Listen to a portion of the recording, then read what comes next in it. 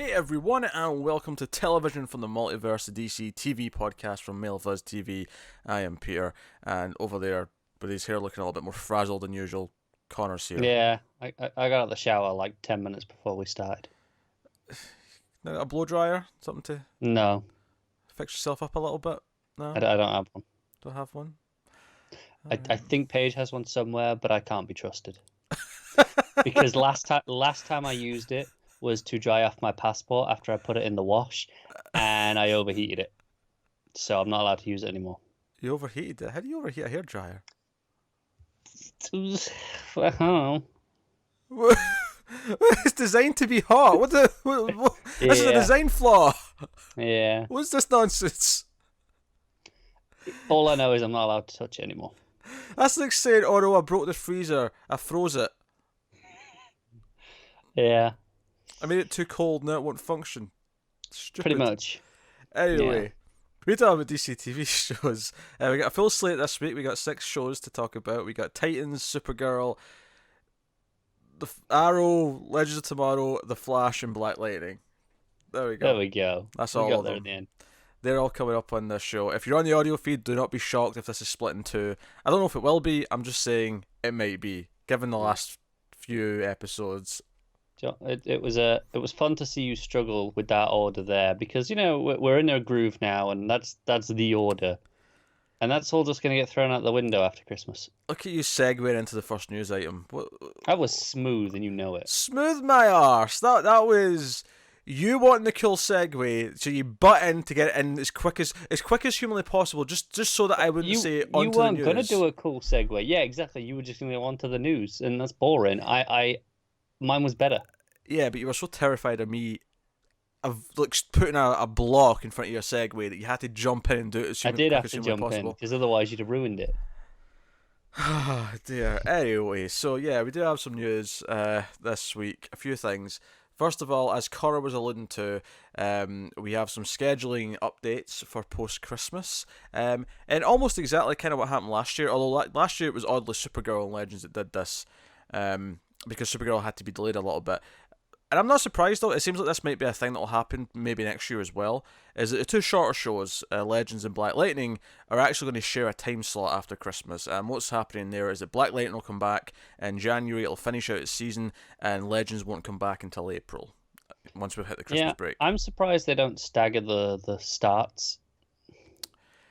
Yeah, that's the only weird part about it. It makes sense to me for the shorter shows to maybe share a slot, but... Yeah, it just seems weird to take such an extended break and then come back, because it's going to be off for about 4 months. Give or take, yeah. Yeah.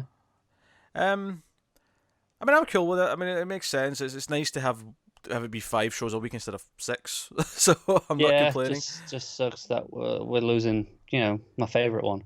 Out of the 2 of them, it makes sense to move Legends, because that's the one that will likely have more effects work, or they've got different locations. It makes sense, but I need my fix. Sure, we will get it in April, so you're just going to have to suck it up. And if Batwoman, when it launches, if and when it launches, ends up being a shorter season as well, it wouldn't surprise me to see more of a rotation. I wouldn't speculate anything about Batwoman, because we know that's replacing Arrow. It's fine. Some wishful thinking going on in here. I'm not ready to jump on this train yet. I feel like Arrow might get to like season 13 before we're ready to call it quits. It probably will, but every season I'm going to find an excuse as to why this will be the last one. And this year it's because Batwoman. Okay, sure. So that's what's happening. Is it's moving to Monday nights. After Arrow, as Black Lightning. Yes. So it leaves Flash on its own, and one of their new shows will be starting in that slot. Roswell's on after Flash. They're giving Roswell the lead in. So obviously Legends will just return to its normal slot once Black Lightning's done, but Black Lightning's taking over that slot until then. So like I say, for us it just means 5 shows instead of 6, at least until Krypton starts on Sci-Fi, whenever that may be. But which I imagine will be before we get to the end of the season of all this stuff. I mean, it could be during the summer. Who knows? Which would be nice. But if not this summer, maybe next year, a potential season 3. That could be in the summer if it slips a little bit each time. Yeah. So it's not really that big a deal. Ultimately, it's just I'd expect this again next year, especially if they all come back again in October. I'd be like, okay, one of them's taking a few months off after Christmas and coming back in April. But yeah, actually, it kind of makes a difference though, because last couple of years Legends is finished in like March, April. Like that's the one that's been done really early. It's actually kind of nice to have it to look forward to for the last few months of the season. Yeah, I get that. When inevitably Flash and Supergirl get to the end of the season, and we're kind of going, oh God, yeah, we'll have Legends. Yeah, we'll still have Legends this year, so it's actually it's kind of nice. There's ups and downs, but that part's kind of nice, because usually it's done in like March or April. And it's like, oh, that's Legends done now. Now we're left with Dills for another 3-4 months. So yeah, that is cool. All right, so that was a scheduled thing. Also worth mentioning, we got some teasers for the crossover, the Elseworlds crossover. One which is kind of dull, which was the second one, but the first one was very funny. Yeah. And I think up until now, we were assuming, because it was called Elseworlds, that we were going to be traveling to other universes and that kind of thing. However, these teasers kind of dispel that, because it seems that something happens that actually alters reality, because Oliver Queen, who's in the Flash suit, seems to know that he's actually Oliver Queen. This is not like a different Oliver Queen on a different Earth who's the Flash. It's kind of a Freaky Friday situation with him and Barry. Yeah, essentially, yeah. From what we're seeing in the trailers, that's kind of what's happening. The only difference is they've still retained their bodies. Yeah. They're not swapped bodies. They've just completely swapped places entirely. Yes. And so the teaser's him waking up with Iris and her kissing him and saying, "Oh, hey, husband," and yeah, and him just looking confused about the entire situation and like, what's happening? Why am I with Iris? She calls him Barry, right? She does call him Barry, yeah. Yes, thought so. And there's a really horrible Photoshop where they've just stuck Stephen Amell's head on Grant Gustin's body. In fact, in this week's Flash, you see that photo sitting on the table, and I started laughing at it as soon as I saw it, because I could picture in my head with Stephen Amell's head being like taped onto it. Yeah. But so that was really funny. The other one's kind of similar. It's Barry with Diggle, and they're just training, and Barry's all, "Oh, I'm the Green Arrow," and Diggle's like, "Hell yeah, you are." Okay. Pretty much. I love how they didn't just do the exact same thing with Felicity, because Barry and Felicity actually did kind of date for a little bit, so it's not as... Yeah, but it's not as weird. It's not completely out of left field as weird, but it looks funny. I'll give it that. Yeah, I'm looking forward to it. Weirdly, I'm down for the silliness. I can deal with it. So that's cool. Bit of news as well, or not even news, this is just kind of related to the crossover. We got our first official image of Superman and Lois together this week.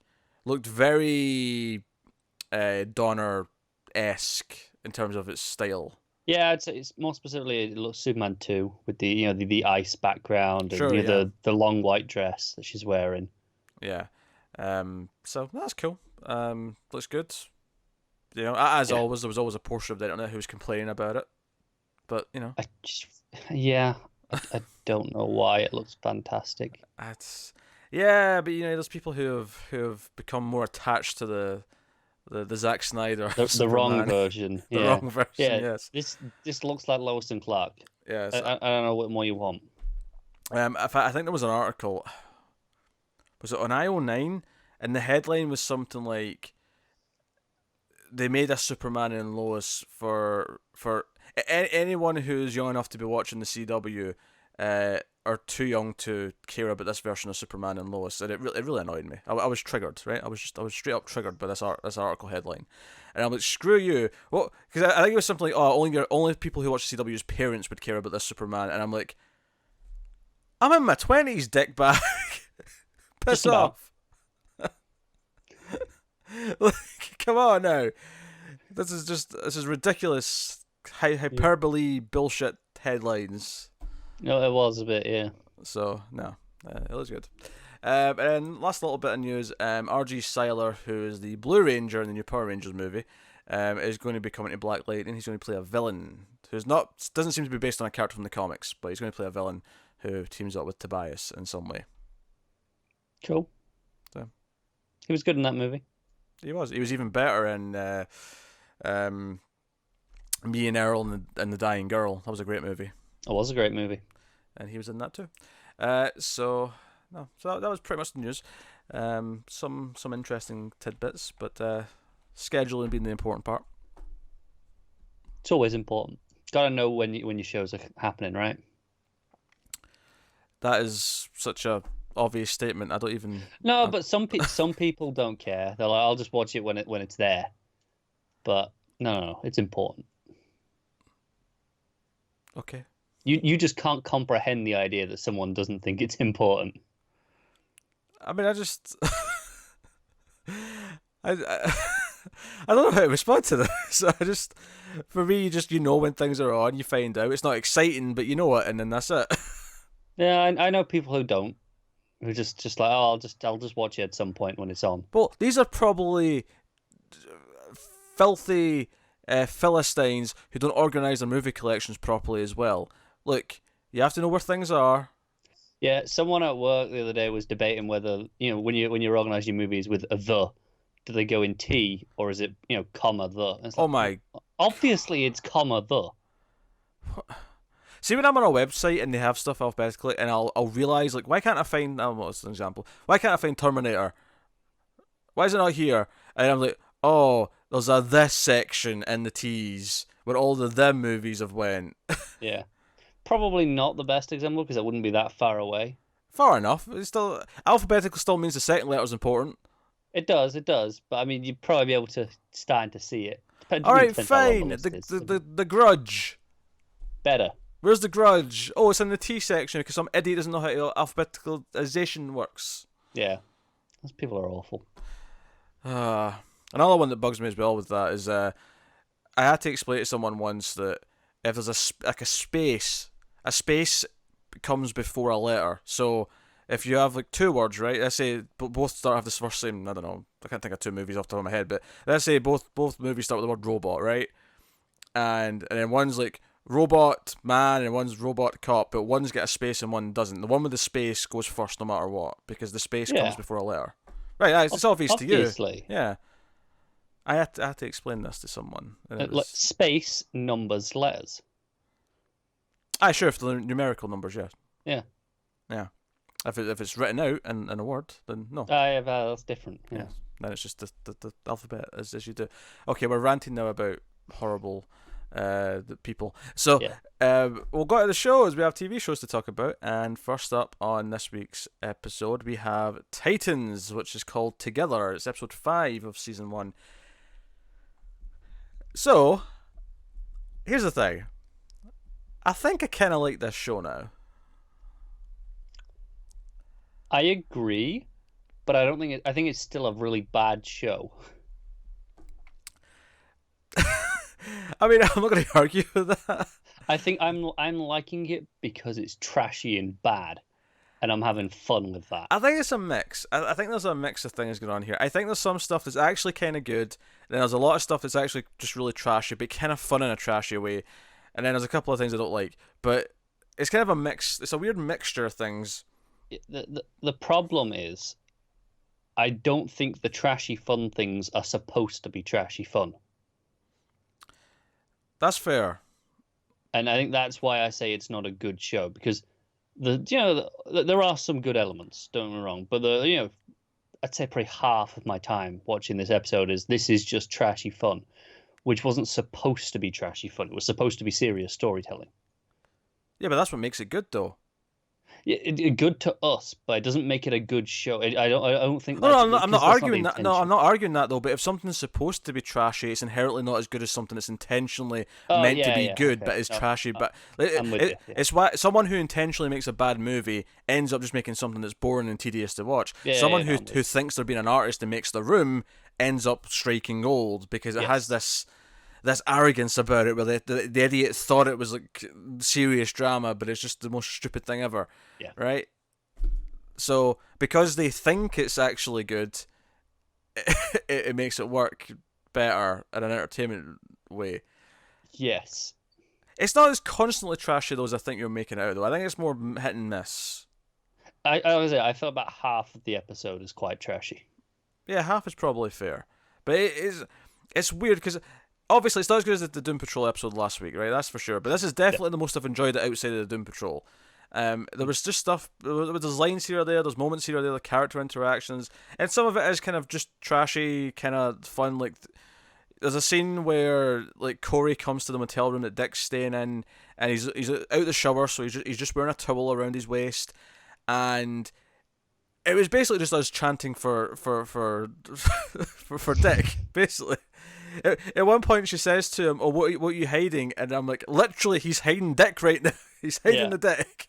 I believe this is when she's there with a bottle of tequila as well. Yeah, because it's implied even before she goes in, because she goes to the liquor store to get booze, and the woman's like, "Oh, well, you should buy whatever fits whatever you want to do. So if you want to think, you buy whiskey. If you want to party, you have beer." And then she's like, "Give me tequila," and the woman goes like, "Oh." Like, you're in for a fun time. Yeah, she gets it, and then she goes to Dick, and Dick happens basically. Dick happens. But at the same time, I felt really bad because they're checking into this motel, right? The four of them together have checked out of this motel, and Dick goes in to sort it out, and he ends up speaking to the receptionist there, and she's a bit older than he is. She's maybe a bit more middle aged. But she starts flirting with him and just kind of implies, "Oh, if you need anything, day or night, this is my room number. I'm here." Like, yeah. And it's very clear what she's implying when she does that. So I felt really bad for her during the Starfire scene. And then as Starfire's leaving the room, she's coming up to the room with another bottle of booze, and she's all dressed up. She's got some makeup on. She's putting some effort, and she shuts the door and she's like, "Oh, I thought I could give you some company," and I was like, "Dick, just don't break her heart, Dick. Just do it. Just go for it." And the poor woman gets turned away. Yeah. I felt bad. Yeah, but that is it's so trashy. Oh yeah, that's trashy. I'm not disputing all this. of this is so trashy, and this is maybe some of my favourite stuff in terms of enjoyment levels. Yeah, but there wasn't a second during any of this where you weren't having fun. No, that's my point. It may be my favourite bit of the episode in terms of just on a level of how much I enjoyed it. Actually, I'll say this. Well, I won't say what it is yet till we get there. I will say, though, there's actually a moment in The Flash this week that I think exceeds any of the fun trash I had in this episode. There's a single moment in The Flash that made me burst out laughing, and I love it because of how stupid it is. Okay, I'm intrigued. So we'll get to that later when we talk about The Flash. Because as soon as it happened on that, I was like, "Oh, that just beat Titans! That just beat Titans!" And I got really excited. But yeah, so here's the thing: they find out he's robbing in this episode, right? Because there's a bit early on where he takes him. They find out a random farmhouse, which some poor guy's tractors. Well, it actually doesn't get destroyed because Corey misses a shot. But they were going to destroy this guy's tractor. Yeah, right. Poor bastard. But he's also worth noting. Yes. Dick has gotten rid of the Porsche. That's not worth knowing. It's meaningless. It is it's heartbreaking. Who cares? Just put it in a trash compactor. It's fine. So, so takes him out to this bar, and it's like, okay, we're a team now. We're going to have to work together so we can watch each other's backs, and we're never going to work as a team if we don't know what each other can do. So everyone has to sort of like show their powers and show what they can do. And he's like, all right, Corey, you can shoot fire beams, and she explains some of the rules that she got a bit of a solar battery. Kind of like Superman if Superman couldn't retain much more, because Superman's fine at night, he doesn't care. It's like, no, nighttime he's still Superman. Yeah. Whereas Corey, if she uses her powers excessively, they might drain during the night, and she'll be weaker and not have her blasts. As it does later in this very episode. As it does, conveniently. Yeah. But they're showing us the rules, and it's like, okay, all right. It's basically just the reason why she can't just blast everything they meet willy-nilly and say, oh, it's easy because Corey's got blasting powers. Right? That's the reason for it. The other reason to not do that is because you don't want to just burn everything you come across. Sometimes you want to have a conversation. To be fair, Corey's shown more restraint in that regard than Dick up until this point. She has, yeah. So I don't know why you're making that dig at her, but I'm just saying it's already a reason to not have her just burn everything. She misses the tractor, and it's like, okay, haha. And then Gar's like, okay, I'll turn into a tiger, but I can't do it with you looking. I need to get naked. So they all turn around, and then he morphs into a tiger, and they're all kind of like, and there's a really weird innuendo joke here, where he says, "I need to be naked, but trust me, it's worth it." And Corey goes, "Oh, I've heard that before." Yeah. And I'm like, no, you haven't. You've got amnesia. Unless someone said it to you in the last like week. Yeah.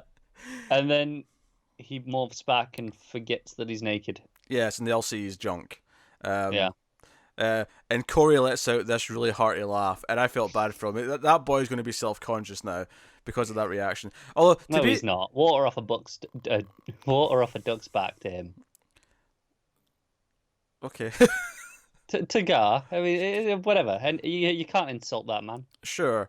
Although Rachel looked into it, she was she was giggling, but it was kind of like a shy kind of Yeah. Gar, put it away, kind of thing. Anyway, so then okay, Rachel, you do your thing, and it's like, oh, it's dangerous though. It's like no, but it's your power. If you learn to control it, it won't be dangerous. So she kind of goes a bit too far, and the Starfire has to blast the smoke monster that comes out of her, and that's it. And then they say, what about you, Dick? What can you do? And he's just like, oh, I'll keep you alive, and it cuts away. I lead. And you don't get to see it. And I'm immediately thinking, okay, Corey might not know who Robin is because she's, not getting any memories, but everyone else will be like, Robin? Yeah. So they set this up because the nuclear family are on their way, of course, right, with the new dad. With the new dad, yeah. Who Not quite as good as the old dad. not quite as good, but that was okay. It still works as a unit because the kids and the mum are still good, so it's fine. Yeah, it's true. And they come at them with like a drill and other stuff, and there's this fighting, and Dick's like doing like I will say this about this show: the fighting tends to be pretty well shot. Like I feel like I have some problems with it, to be honest. I think the choreography is great and the core ideas of what they're shooting is, but they just spend a little bit too much effort trying to hide some stuff. Like it feels like the camera was always a bit too close in this instance. That's fair. I'll take this over what Arrow does most of the time, though. With all just the cuts, yeah. Because I feel like Arrow lacks momentum. I feel like I see two stunt performers just doing fake swings at each other. Whereas with this, it's a bit more inventive. He's got the suitcase. He's kind of blocking things. He's blocking a drill. There's things going on. There's stuff happening. I like a lot of that. Is like I feel like I think I had this problem in the first episode. It was a different thing that they did to hide it, but it feels like it's just a trick here where it's just everything. The camera's just too close in to get any sense of perspective or real flow. You just get a little fragment here or there, and I'm not quite getting enough from it. It feels unconfident. I never felt lost. I felt like I knew what was going on the entire time. No, fair enough. I don't want to stick up for it that much. I don't feel that strongly about it, but yeah, I never felt like I was missing things. I felt like it was fairly easy to follow. No, it was, but I felt like I had to see what it was. It wasn't. I wasn't just seeing the action. I was seeing the end point of an action and the trajectory and going right. Okay, so my brain was kind of filling in the blanks, but it was just a bit too much that it was having to do to compared to what it could just shown me. Yeah, but compared to other shows though, like I'd say this has got better fighting choreography than all the CW shows. I'm not arguing that, but it doesn't mean it's not a problem. Sure, yeah, but what's your standard here though? What do you compare it to that's better? Take Netflix Daredevil. Sure. That's a really high standard to be going after though. They were doing oneers and all No, sorts of crazy things. I don't need the oneers, but I think the rest of it is an attainable level. You want to compete with Netflix, then you gotta at least try and be on that level. Sure, I'm just so used to the shite that we see on Arrow that it's just looked much more coherent to me. Fair enough. It's better than Arrow. I'm not arguing that. I'm seeing problems. Anyway, you sidetracked us. I was getting to a point. So they end up fighting. They're outside, and everything's going off. Corey's not very useful because her powers have been zapped. Rachel actually does intervene with a little bit of demonic stuff at one point. Gar does a little bit of tigering, and then Dick jumps in costume. He drops some smoke pellets. He jumps in and single-handedly beats them all up with his stick. And everyone's like, "You're Robin." And it's this moment, and it's over the top that I kind of smiled at how cheesy it was. And then afterwards, there's a great scene where Gar's just like, "So you know Batman? Are we going to meet Batman? Because I want to meet Batman." He's like, "You're not going to meet Batman." I was like, "Damn it, I want to meet Batman." You can meet the other shitty Robin next week. We're getting to that. Stop skipping ahead. My favorite line of the episode, though, by far, is after this, they do a bit of tracking and they find out, okay, so these guys came from here because they got them kidnapped at this point. They've got them tied up, the nuclear family, and he tracks down where they came from, so it leads them to the the evil business dude who was sending them after them, and Dick goes up to speak to him, and as this happens, he presses the button it triggers all the bombs in their necks, and all their heads blow up. Now I was a little disappointed we didn't see the actual moment of explosion. I was looking forward to that. You do get to see the bloody stumps though afterwards, which is good, especially with the timing with the line, because Starfire walks in the room and sees that their heads are missing and goes, "Oh man, Dick's going to blame me for this." And then you see the bloody stumps. I think the exact line was, "Dick's going to think I did this." Yeah. And that made me laugh. And I think partly why that's so funny is it's funny because of comic timing, but it's funny because one of the complaints we've had about this show, and it's still a legitimate complaint, is that everyone's too violent, right? Them using that in an almost self-aware joke about how ridiculously violent they are is kind of funny. Even though the consistency of who's the most violent, it seems to be flip-flopping between Corey and Dick. And it's a little frustrating that they clearly know how stupidly violent they're being. But enough to go, oh, we're going to put in a joke about this in episode, what are we on, 5? Yeah, 5. Yeah, but they didn't think, maybe we should tone it down?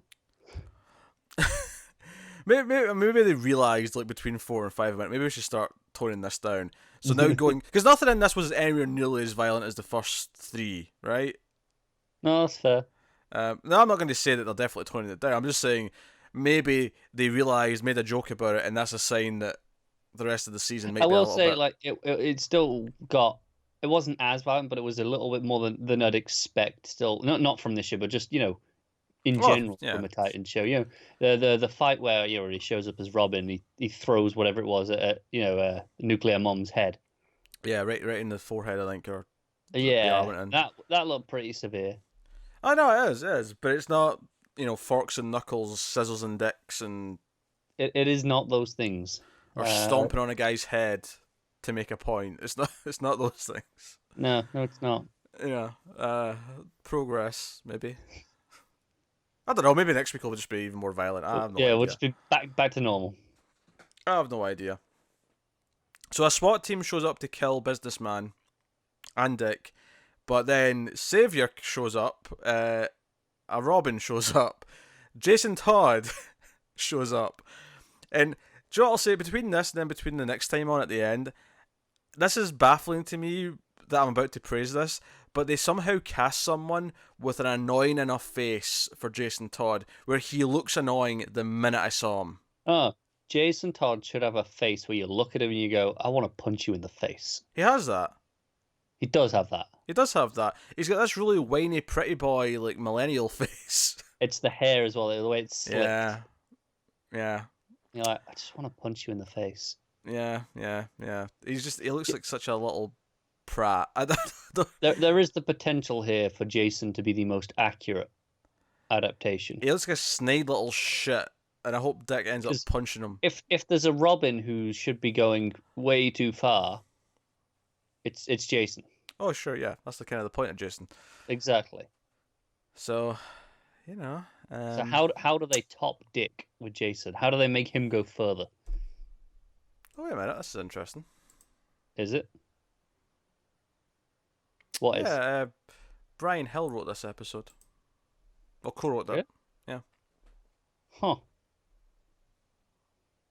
How do they get some legitimate people attached to this? Yeah, I don't know. You know what I mean? Like these are people who write comics. They understand these characters at a fundamental level compared to a lot of just TV writers who maybe don't. Some of them. It feels so strange to me that there are people like that involved in this, and no one questioned how some of these characters feel so wrong.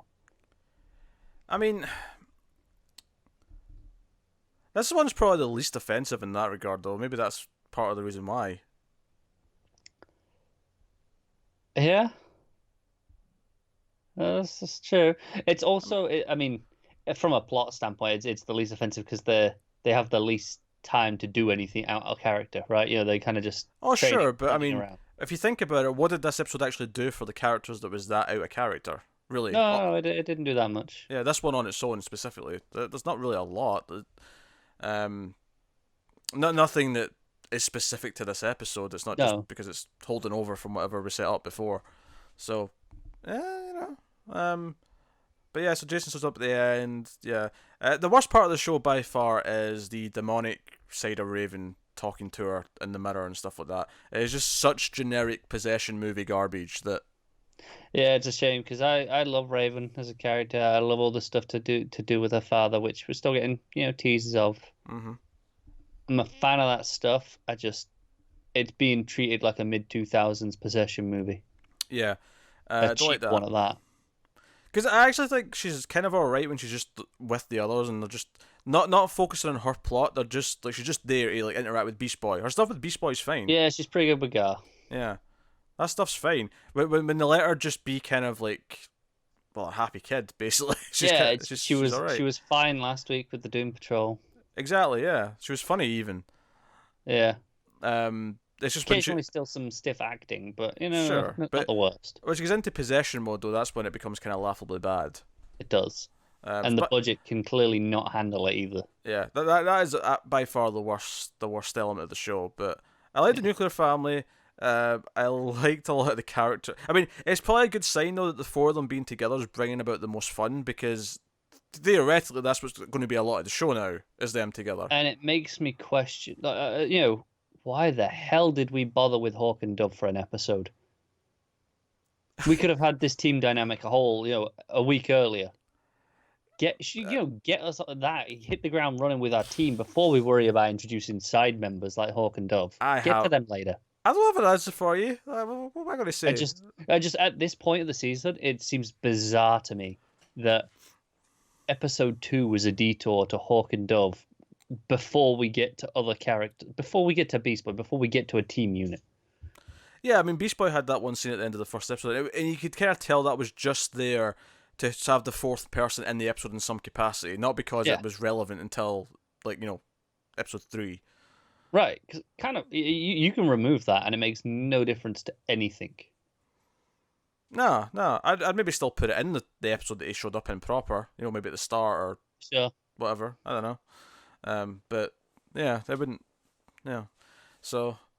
But no, I mean, I'm oddly positive about Titans this week again. I had fun watching it. Not always for the best of reasons, but I was never bored, and I was never not entertained with what was going on. No, I was entertained. I don't. Well, I mean, not to get too spoilery, but I don't think it's in contention for our best episode of the week discussion. Oh, that's fair. Yeah. It was enjoyable, but it wasn't enjoyable in like the right way. That I'm like, yeah, okay, that deserves to be talked about. Yeah, but it's still not at the bottom. And even if it was never at the bottom because Arrow existed, it's not even necessarily second at the bottom. Maybe not this week. So, that's what it is. But yeah, so Titans isn't terrible. No. It's it's trashy. Entertaining is probably the kindest, truest word we could say for it. Yes. But I mean, I feel like it almost sounds like here that we have to keep emphasizing that it's not necessarily that good either, because you don't want to feel this sting of like you're complimenting it too much. But yeah, I don't want you especially. You know what it is? If people aren't watching it and they're just hearing what we're saying and they're going, "Oh, it's getting better. Should I be? What am I missing out?" And the reality is, if you're pressed on time, not really. You're not really missing out that much. It depends what you appreciate. But I feel like, but at the same time though, if we're having fun with it, and we're going to have fun talking about it. I don't think we have to constantly spin it back into. But it's not because it's actually good. I feel like we're almost dampening the conversation down to be more negative than it should be. Fair enough. We're here to have fun, and if something's terrible, we're going to drop it to shreds and have fun doing it. But I feel it's almost a detriment to the conversation to feel the need to shackle it with a qualifier every 2 sentences. Yeah. So I'll keep that in mind going forward. But yeah, Titans is oddly amusing now. So we'll see if he keeps it up. We'll see if it keeps getting better, because arguably it has kept getting better for the most part. Yeah, I mean, I think 2 was probably better than 3, right? What was 3 again? I can't remember. Exactly. I can't remember what 3 No, was. 3 was with the stuff with the nuns. Oh yeah. Sure, yeah, fair enough. But I mean, the graph is trending upwards. Overall. Yeah. So who knows? Maybe by the end of the season we'll be like, you know what? We're in a place now where it got better. Maybe it'll be like Agents of S.H.I.E.L.D. Not that Agents of S.H.I.E.L.D. was as bad as this when it started, but we will get that. This is going to be as good as Agents of S.H.I.E.L.D. You never know. Hey, 4 seasons from now, we could be like, oh, they pulled a 180. They hit gold. I will happily eat my words, but Jesus, I mean, not many shows get up to that level at all. Oh, absolutely. But it does happen. It's not impossible. No, but just I will be shocked. All right, we'll move on then to Supergirl, season 4, episode 5. It's called Parasite Lost, which is a good title. That's I like a good title for a TV show where it's taking a movie or something and spinning it on itself. That's why we like Legends so much. Yeah, that does it a lot. I actually haven't seen the title for this week's one yet. I hope they made a pun on something, but I'll see when I get there later. But yeah, so this episode, Jensen has the parasite in him, and he absorbs powers, and they have to deal with that. Which is a point. Did we talk last week about how this is Parasite? I don't think we did. No. I don't think it really registered last week that this was meant to be just Parasite. Well, it occurred to me at the time when I was watching it, but we never even spoke about the scene where he put it in his ear. We just forgot to bring it up because it wasn't that memorable on its own.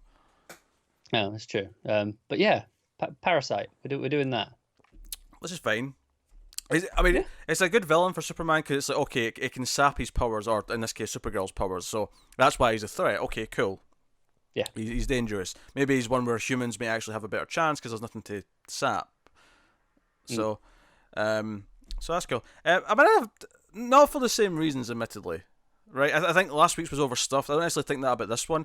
I think I'm in a very similar place with this episode to last week's in that there's some things I like, and there's kind of an overall thing that it's doing that's kind of cool, but it ultimately the parts don't necessarily build up to a good episode overall. Yeah, there's a point, like 3/4 in, where everything suddenly ties together plot-wise. Yeah, it's almost the opposite problem of last week, where they made everything tie together so like neatly that it was like, wait, what? Yeah, I was like, wait, these are connected? What? Why? TV writing, baby. that's why. Got to connect all your plots. So no, it's funny because I do. Here's things I like. I like the almost amusing twist that Haley, was it General Haley? Is that her rank? Was it Colonel Haley? I like the surprising little twist that because Alex thinks she's going to be this monster like dictator like standing over her shoulder, and then they end up kind of hitting it off because they think so alike. And obviously it changes a bit by the end, but that was an amusing little thing for a bit when it was almost like they were like, "Oh, I like you." She's constantly waiting to be scolded. Like early on, she's like, "Right, let's go and talk." It's like, "You've changed this thing." It's like, and I was just like, "Yeah, I did." She's like, "That's been that's been the system since the DEO was founded. What why are you changing it?" She's like, "Because it's better." She's like, "You're right, it is better." Good job. You're thinking outside the box. I love that. And I'm like, and it was a kind of a fun thing where it was like she was expecting this horrible thing. I was like, I almost wish it stuck just for the amusement of it. It's like, no, you thought they were bringing in this higher up character to throw a wrench into the works, and it turned out no, actually, her and Alex are going to get on swimmingly and like love working with each other. And for the most part, they are. There's just this added wrench, and I guess this is kind of the point. Is it makes you kind of like her just enough that when she reveals her true kind of beliefs about aliens and how she feels about John Jones, that it kind of stings a little bit more, and it stings more for Alex, and it's kind of effective, I think, for Alex's side of it, where she's like, over the course of the episode, she kind of likes her more and more, and then it's like, oh, now I need to like kind of, I need to stick up for John. This is bullshit. I can't just sit here and gotta hate her again. Yeah, and it makes it less of a superficial hate. Because before it's just she's the evil boss lady coming in. It's just Yeah. Whereas now it's no, now she insulted someone we care about, and that kind of stings a bit more. Setting up Jean as a detective for aliens because they're too scared to go to the police. I actually kind of like that. I'm so glad we're gonna get Detective Jean. He even puts on the hat. Yeah, he puts on the I little know. fedora. I was so into that.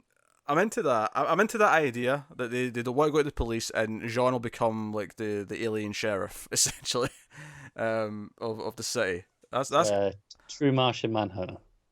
a true Martian Manhunter. That's a cool idea. And he's going to get like people go to the bar with jobs. Someone had their thing broken into. Maybe you should go have a look. See, go talk to them. Just wait. He's going to have his own office, and it's going to be on like just up a flight of those the outdoor stairs. It's going to be a proper thing. I'm digging that. I dig Drunk Brainy. Yes. Quite a bit. I also dig when he sees Nia and they're both kind of looking at each other and there's an awkward moment. Everything he said in this scene had me laughing. It was, he's like, oh, I did find you. This is where you live and this is your phone number and this is your social security number. This is what you do for breakfast every morning. And I could just see everyone standing around going like, this sounds so stalkery. Shut up. Yeah. Right? And then she's like, well, you found me. Why didn't you call me? And she's like, you told me to find you, not call you. And I'm like, I love that line. Everyone just laughs at the ridiculousness of Brainy. It's just such a good scene. It's a good, funny scene. So they got good chemistry, which is great. So it means when we go down that path later, I'm not dreading it. I'm like, yeah, cool. No, I can see this. This has been kind of cute. It'll be fine. So yeah, and that's a lot of little things, but all those little things added up. I liked all those things. Those are all little things I liked. The main plot. I mean, I like that Supergirl was annoyed for a second that she was being told not, she was being benched again essentially, and she's annoyed for about 10 seconds and then goes, you know what, nah, I get it, all right, fine. She kind of just accepts it, and it's like, okay, cool, that's different from you whining for 10 minutes like does make a change. A few other episodes we've had already this season, so that's cool. And some of the moments later on when they've put a dome over the place, I think the weakest element though is the healing alien dude. That Kara goes to interview and then ends up dying because his healing gem is stolen by Jensen because it'll let Jensen. Well, it's not stolen by Jensen, but it makes its way to him, and he can now keep the powers that he absorbs because he's now the parasite, and Yeah. I mean, it kind of feels shoehorned in. It does. I liked. Some of the pure action moments towards the end were fine. Like, Supergirl using her freeze breath to thing and then punching on the fire. Yeah, that was cool. Yeah, it's just a cool little moment on its own. I like the idea of Alex talking him down so that it doesn't hurt everyone inside the dome. I don't know if it was the execution was that great, but the concept behind it was nice. I like it in theory because this is someone that she knows. They worked together. She maybe hired him. I don't know. Also, maybe Jean. Proton pack. I am all for Alex rocking a proton pack. Yeah. I love how it looked. I mean, obviously it had the backpack like the Ghostbusters do, but the actual gun looked more like a laser shotgun, and I kind of liked that. Yeah, I was surprised they didn't, make any more references with it. I was expecting someone to somehow, somewhere, they were going to fit in the line, "Who are you going to call?" Like somehow, I was expecting. Honestly, just one of the other agents looking at her and laughing and saying that would have felt so natural. It would have done, but they didn't go. I guess it's because everyone might die. It was too serious a moment for it to. See, I don't believe that. Oh, really? Okay. No, that's bullshit. Bunch of agents doing, going into these situations literally every week. They're cracking gallows humor. All right. Yeah, it was all the healing dude, and his, finding out that he had this daughter that's illegitimate, and I can kind of appreciate the point here is that Kara painted him as a saint in the article, and now he's kind of open to attack because any flaw they find in him, it's hitting at just general press stuff, right? Yeah. Where the opposite side, as soon as they find a flaw, it's like, well, you said he was a saint, so your entire thing's now invalid, right? That's kind of the point of getting that. It was just a little bit maybe simplistic and heavy-handed for what it was doing. It could have used a bit more subtlety. Yeah, it just wasn't that interesting, ultimately. Yeah, I agree. It'd have been nice if we'd cared more about the daughter or something, because at the end, when she was by his side and finally accepted him, it meant something. She was literally in one scene before the end bit. Because she was there when they went to the house and was like, "Oh, this is you. That's your dad." And then the next time she comes out, she's already gone. And then she's at the end, and that's it. Yeah. It really, I think more time to progress. I also, as soon as I met that dude at the start, I was like, oh, he's going to die then. It's going to be this big political, Yep. point is they've killed this guy. He didn't actually die, admittedly, but he came close. Like, before the end of the episode, there was a plot about him possibly dying. Yes. So I'm not going to feel too wrong about that. But, so yeah, that stuff was just kind of. It wasn't the worst thing ever. It was just kind of like by the numbers. By the numbers, yeah. I mean, I appreciate the points that it was trying to make, and Kara being horrified at the negative comments, but I feel like at this point she shouldn't be that surprised about the internet being awful. I mean, it's like she's never seen a comment section before. It's like she's posted articles before, but she's never actually read the comments until now. I don't know. It's like she's never even been on YouTube before. Do you know what? I will buy that I will buy that millions and millions of people have never read a YouTube comment, despite the fact that they go to YouTube on a regular basis. That's fair. I can buy that. I don't believe there is a journalist in the world who works online that has not read a comment section before. I'm not arguing that a journalist wouldn't have read it. I'm just saying that I can buy that there's people like I can think of like family members who will use YouTube all the time now because it's a normal thing, but who have never scrolled down to look at a comment in their life. No, that's fair. I just don't believe that Kara is one of those people. Sure. Well, she might be. If this reaction is anything to go by. They're telling me that, but I don't believe it. But yeah, so I appreciate the intent. The Jimmy stuff's kind of weird. I like the interaction with him and Ben. No, I like that too. I like the idea of him trying to manipulate them to be more of their not scapegoat, their poster boy. Yeah, and the bit that Jimmy takes to heart. That bit where Ben's like, "Hey, you keep just stamping on them and pushing them down. It's gonna make it worse." Yeah, so he's essentially going to try and play both sides, and Lena's kind of worried. And I think Lena's kind of worried because it's kind of like, oh, that's more Luther-like tactics, the idea of, maybe dabbling in the dark side for a little bit, thinking you can do good from within, almost. Yeah. There was some really clunky dialogue up in that party room, though. Yeah. There's the bit where Jimmy actively refers to them as the mainstream media. He's like, "Hey, this is only for the mainstream media. What are you doing here?" And he calls it that multiple times. I'm like, this feels so weird for the people in the media to say, "No, this is a mainstream media event only." What are you like? What? Yeah, there's a few clunky things. We were talking to the other guy who's meant to be the centrist, and he's sort of siding more with the extreme stuff. And again, I like the point that it's trying to make, but it felt a little bit too simplistic in its writing to actually kind of make it effectively. Yeah. So it's one of these things where sometimes Supergirl will do like a social topic episode, and this is not a social topic episode; it's just kind of part of the ongoing thing. But it kind of fits into that mold where it's like I appreciate what it's doing with its topic, but it's just not, the writing's not there in this episode to actually really handle it properly. But what's funny is that this is just one part of an overall thing, and it's handled it very well in some other episodes this season so far. So bump in the road. Yeah, I'm not worried. Yeah, but it's just these things. Again, it's just in this episode. It's probably whoever wrote this episode in particular, just a bit clunky. Yeah, it wasn't Jerry Siegel or Joel Shuster. I know that for a fact. It's just the way IMDb always put them first, even though it's like, I mean, give me who actually wrote the episode, please. The actual writers were Maria Magenti and Adrita Mukherjee. Maybe we should start paying attention to this for every episode, and we can maybe get to know who the good and bad writers are. We could, yeah. We could do that. But yeah. So no, I'd say it's a middle of the road episode overall. Yeah, I agree. And there's stuff that I quite like. There's a lot of fun character beats that I love because typically when the main plot suffers, sometimes you often find enough fun elsewhere that you're not too miffed about it. It's kind of into that. I will say I like the effect on Supergirl when her energy got sapped from her. Yeah, that's kind of cool. Quite cool. Her face looked kind of weird and sucked in and distorted. I like that. But yeah, middle of the road episode overall. But you can see where they're going with some things, so I'm looking forward to what they do next week. Heart's in the right place. Yeah, it usually is. To be fair to this show, it's one thing that I often can't criticize with this one is that the heart's usually in the right place. Yeah.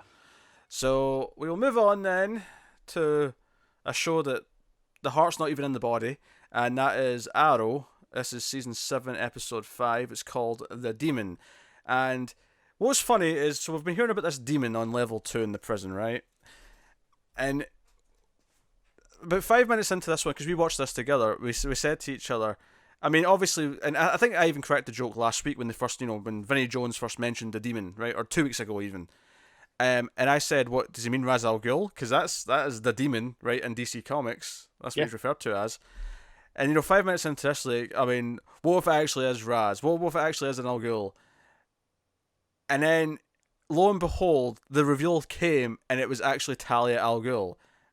And we just laughed. And we just laughed because it was hilarious, because it actually was one of the, one of that family. And I was like, okay, I can't really argue with them. Like, I mean, I have logic to question as to why is she here just randomly, just in this level of this prison. Well, my first thought was when he gets to level 2 and he's let out into the general population of level 2, is that it's a mixture of men and women, and I thought that's kind of weird because it is a men's prison after all.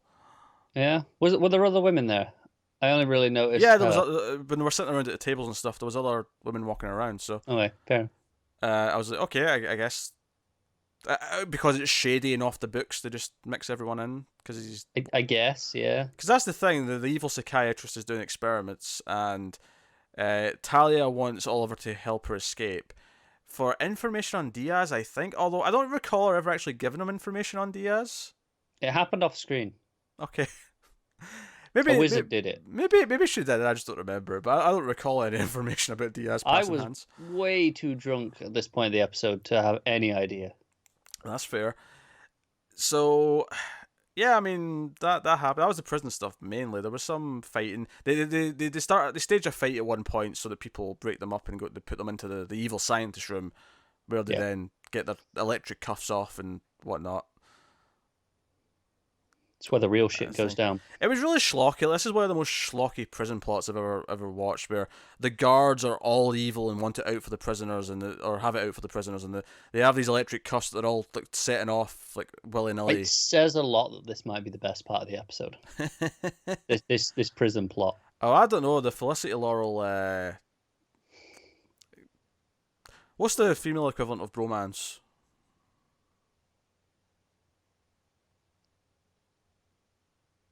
Don't know. There's got to be a phrase for it because the internet won't let me down on this. No. Gal. There'll be a something. There has to be something. There has to be an equivalent. Ugh. What? What is it? Womance. I don't know how you would say it. It's just romance with a W at the start instead. No one uses that. That's bullshit. That's shite. No one uses that. That's terrible. Yeah, that's the first thing that's coming up. There's an actual Wikipedia page on it, and that comes up before Urban Dictionary. No, I'm not accepting that. So, anyway, so Felicity and Laurel are having a buddy cop thing, and they even end up working with Dinah, looking for information into Diaz. However, that quickly goes by the wayside. Because remember last time they've kidnapped Silencer, they let Silencer go, but they tracked her, they bugged her. And this episode, that gets dropped 5 minutes in when they realise that Oliver's been moved to level 2, because Felicity goes to visit him, he's not allowed visitors, she speaks to his new sidekick, and finds out that I love how he's like, oh, I'm his sidekick. Yeah, he actually says that, he says, because we've been calling him that, because that's just what we call him, but he actually says, no, I'm his sidekick in here.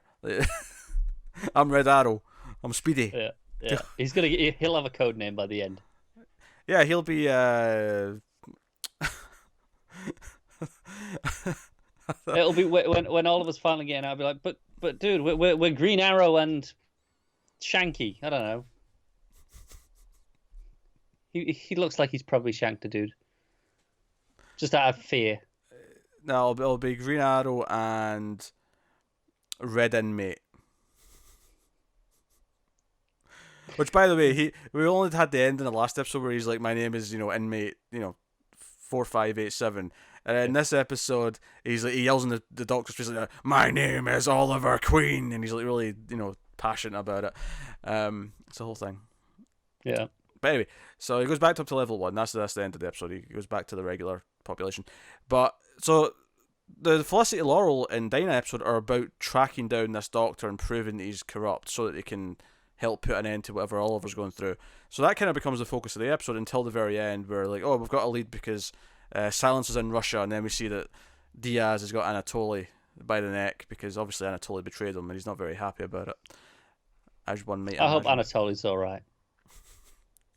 I like him more than Diaz, so Anatoly is maybe one of my favourite characters in the sense that he's just shit enough and hammy enough to be fun. I don't know. After all those Russian flashbacks I had to endure in season 5. Oh yeah, no, he's not good in the flashbacks, but in the present day where he's just like, come on, Oliver, what are you playing at? that's fun, Anatoly. Oh dear, Bratva. Oh god, I'm having PTSD just thinking about the bloody plot lines. So they help with that. There's no Renee in this episode, which kind of sucked. It's a shame. It means the host count's still unused. Yeah. So honestly, I think the worst part of this, because at least Laurel and Felicity, because there's a point in this episode where Laurel kind of says, "Hey, do you want to go get some food or pizza or whatever?" to Laurel, and she's like, "Is this a friend date?" And she makes it all funny and awkward, and I'm like, okay, this is kind of just so bad that it's funny. But the worst part of this season so far, other than Diaz when he pops up, might actually be anything with Diggle and Curtis and like and Argus. Yeah, that stuff is so separate and just kind of it just feels so pointless. And do you know what it is? It's oh shit, yeah, we need something for them to do for half a season before the team's back. Yeah, and it's like, yeah, that'll do. And don't get me wrong, I'd complain if every single thing they did ended up tying into what the main plots were going on. If it happened to, the guy we were tracking turned out to be related to Diaz, and I'm sure they'll do that once, and that's fine once. Like, yeah, sure, but... Yeah, I think all you need to do, though, is just have them actively be choosing to pursue that, and then it's not a coincidence when things are related to it. I don't mind it once. Like, I don't mind it once if, like, it just, by chance, like, someone has info that leads to Diaz, right?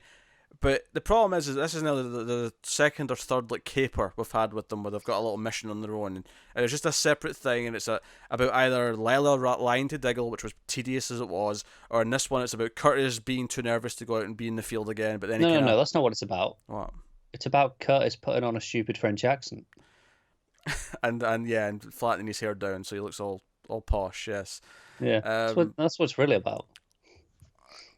I don't know. I have pretty much hated every plot they've had. There's been them and their own this season. They've been pretty shy. It's just all these pointless little missions that don't really have anything to do with it. And the drama that comes out of it, whether it be Terrific's confidence or the Lila lying stuff. It amazes me we have spent so much time on this and almost nothing on the new Green Arrow. I know, yeah, it's weird how... I almost respect the restraint of keeping that a mystery this long. I expected to know who it was by the end of... I don't want to know who it is, but they're around. That should be a big deal, right? For these characters. That should be a huge thing. But most of them are like, whatever. My favourite guess... it's kind of redundant now because of the teasers, but my favourite guess this week was that it's actually the Barry version of Green Arrow from The Other World. That's done... Been amazing. Yeah, the Elseworld teasers ruined that, but... That was my guess. It's Barry. We're back to just saying it's Tommy. It's Tommy back from the dead. Yeah. I'm hoping it's Malcolm, because there was some stuff this week where I think John Barrowman was on a talk show or something, and he mentioned that maybe he would be coming back onto Arrow at some point.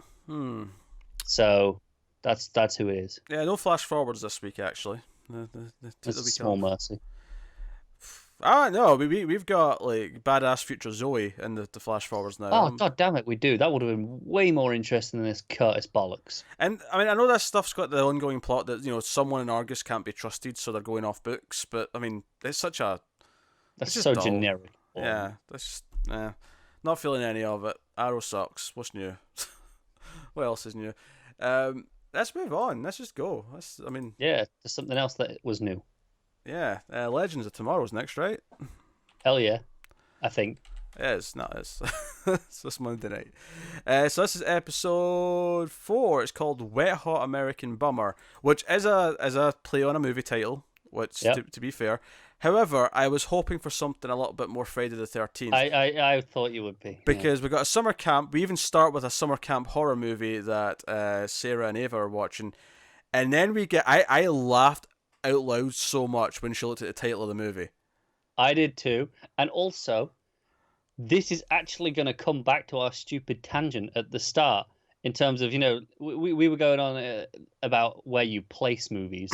This is a subsection of how you name a franchise. They're related tangents, and this really brings up some stupid rules. Swamp Thaaaang. With 4 A's, because it's the 4th one. So how do you differentiate when you're talking about them? It's like Swamp Thaaaang, Swamp Thaaaang, Swamp Thaaaang, Swamp Thaaaang. So that's how you say See, them. do you know what the real problem is? Yes. When you did that 4th one there, it was longer than when you just did it on its own before. Exactly. You have to set like a baseline for it, so you know what your level is.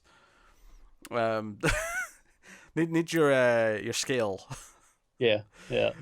So basically, they're watching this horrible thing, and Sarah and Ava both hate horror movies. They're my people.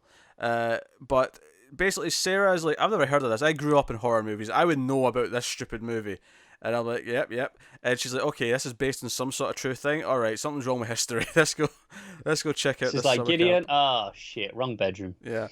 And she invites Ava. She's like, oh, you wanted to spend time? Ava, come to the 90s, 1995, or whatever it is, and we can... Which, by the way, it weirds me out when they go back to the 90s and stuff like this, because I'm like... I was a little bit younger than these kids at this year, but like it's still kind of weird. I'm like, oh man, this is like my childhood time period. Yeah. This is weird. But they go back to the 90s and they become camp counselors. Not everyone. Mick stays in the ship, as does Zari. I'm going to say Mick was a weird exclusion. Not that it's weird that they didn't invite him to be a counselor. Because that makes sense. They just didn't really address it. Because Sarah's like, when they're talking about the buddy system, Sarah's like, oh, we're short staffed right now, so come on, you guys can team up. And it's like, what? Well, where's Mick?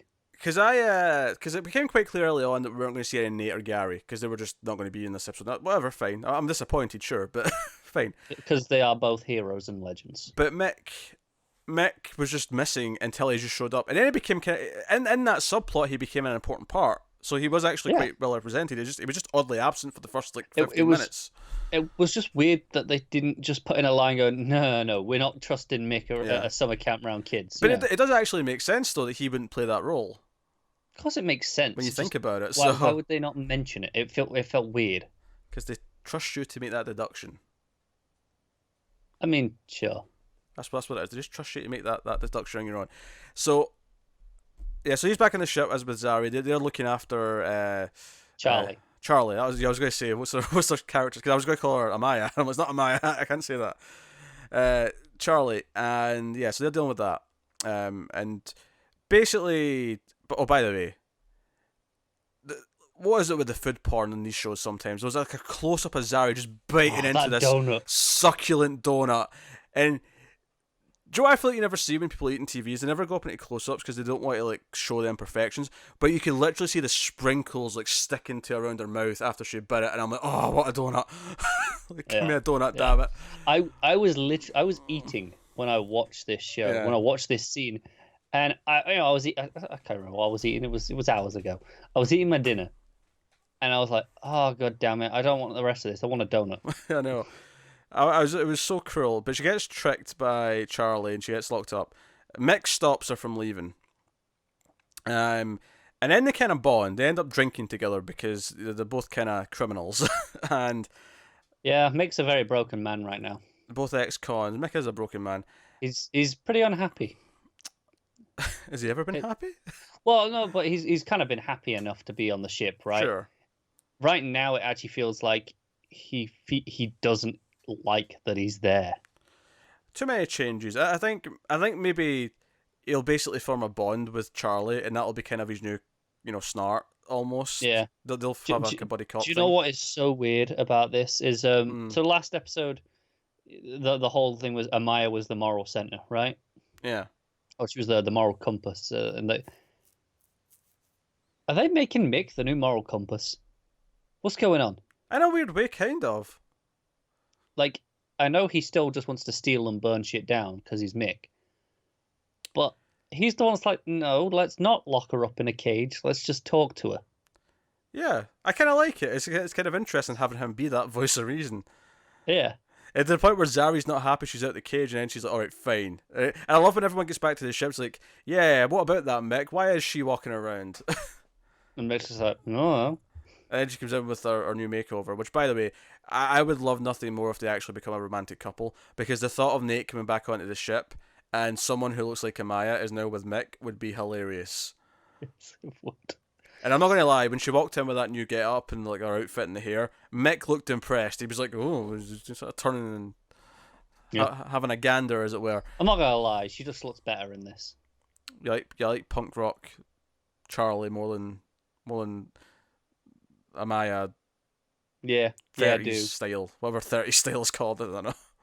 Yeah, just yeah. Classical, I guess. Fair enough. So with the main plot, there's kids going missing at this summer camp. It's treated kind of slasher movie-esque, but monster instead of a slasher villain.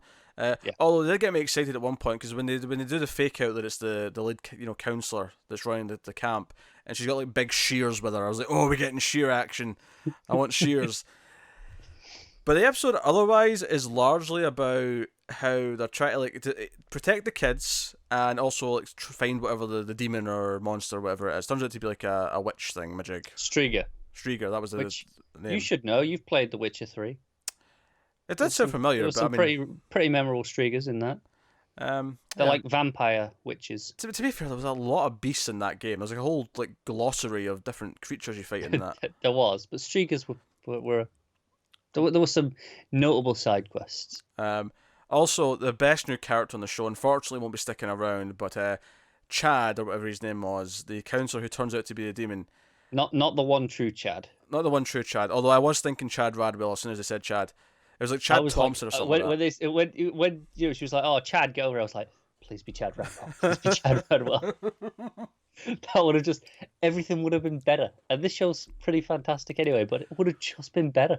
But no, everything about this, when he's describing everything he's done, and Ray's all excited because he's describing all of his merits and whatnot. Yeah. And he turns to Sarah, says, "What's your thing?" And she's like, because she's already annoyed because he's already done a not joke where he says, "Oh, this is nah." It's like, "Oh, 90s not joke, great."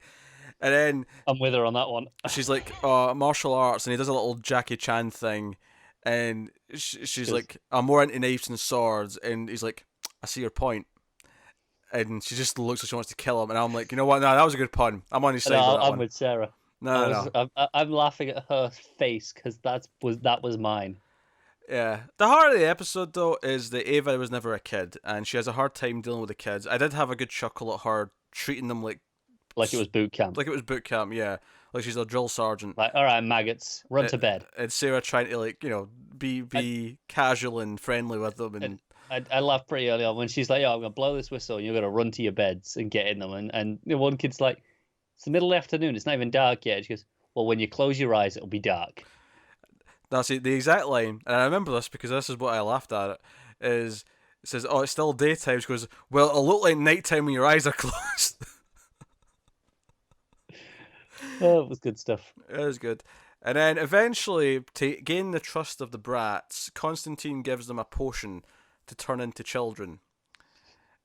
And they do. They take it. And it's fantastic. It is kind of good. I will say, I thought the casting for Ava was better than Sarah in terms of the kid actors to match who they were. Yeah.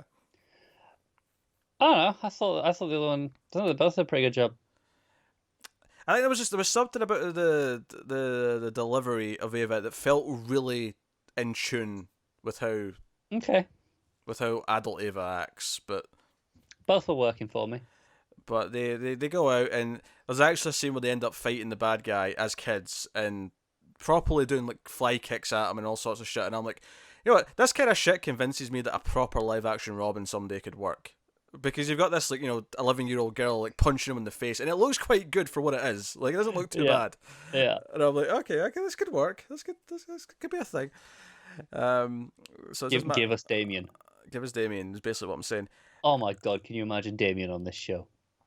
And the kids play a prank on Ava where they convince her to go out to the pier and call for the swamp thing. Which, by the way, Constantine actually makes a reference to Swamp Thing at one point. He says he knows a Swamp Thing, but this is too far north for him. Yeah, no, I was waiting for it because you had the title, and then Sarah's like, "Oh, some sort of Swamp Thing." I'm like, okay, they've said it too many times now. Constantine better know Swamp Thing. It was the sort of thing where I could buy them not saying anything about it because they'd made so many jokes about the movie title. I thought, oh, maybe it'll be weird if it actually exists. But then Constantine's like, oh, I know a Swamp Thing, but no, this won't be him. It's too far north. Yeah. So I was like, okay, that's cool. I mean, we're getting a Swamp Thing TV show, so it's not like he's not getting love at some point. Oh, they're priming audiences, going, hey, you should know Swamp Thing exists. Episode 2 of that show better be called Swamp Thaaaang. No, that's the season finale. That's the season finale. Yeah. Oh, every season finale is the same title, but they add an extra A. Yes. I'll even accept just add an extra I onto the Swamp Thing. I'll accept it as a reference. So good. And Ava wants to kill the kids after they trip her into the water, and she's like, "These kids are monsters." I almost wanted her to go completely apeshit, and go after them, and just go extra drill sergeant with it. But You're just waiting to see Sarah and the others just hold her back. Yeah. That's what I almost thought I was going to get a scene where they were literally holding her back as she's trying to kill them. Yeah. So Constantine and Ray find the missing kids. He does a spell to give them the life force back that the villain was sucking out of them, and but one of them's already gone, and Constantine gives him some of his own life force. He does, which sets up the plot. The next episode also sets up how we're getting Nora back. Yeah, because he's not quite right, and Gideon can't fix him. So it's like, oh, we need a magical person to fix this. Well, I know one, and obviously there's a lot of talk in this episode from Constantine about how, don't go after her because she's like me, and people like me aren't good for people like you. They'll just hurt you and leave you and possibly get you killed. And we see that she's somewhere doing cheap. She's like a Renaissance fair. Renaissance fair, but she's doing like a witch costume and stuff, and she's not this badass who's in control of her life. Seemingly, she's kind of living a. She's got a pretty shitty job. Yeah, she's got a shitty job, and she's got to be a lusty witch. She's basically in witness protection, just without the actual witness protection. Yeah, that's essentially what it feels like. So I think she'll be delighted to see Ray and the Legends come knocking on her door. Oh, definitely. Excitement, invigorating. But yeah, so people constantly calling out Ray for his feelings for Nora, and him trying to sidestep it is typically pretty entertaining. But yeah, that was Legends. I had a blast. It was fun. I think when they turned into kids, I don't know if the actual kids stuff was as fun as I was hoping it was going to be. Like them at they were sitting in a circle and they're playing Truth or Dare, or she's saying the awkward things and it sounds kind of stupid. I don't think that was as hilarious as I was expecting. I was almost expecting her to punch a girl in the face or something like that. Use her fighting skills. Right. Okay. I was expecting more ridiculous. Instead, it was more just kind of down to earth, awkward. Oh, she's trying to fit in, but she's kind of the lame square person because she's never been a kid.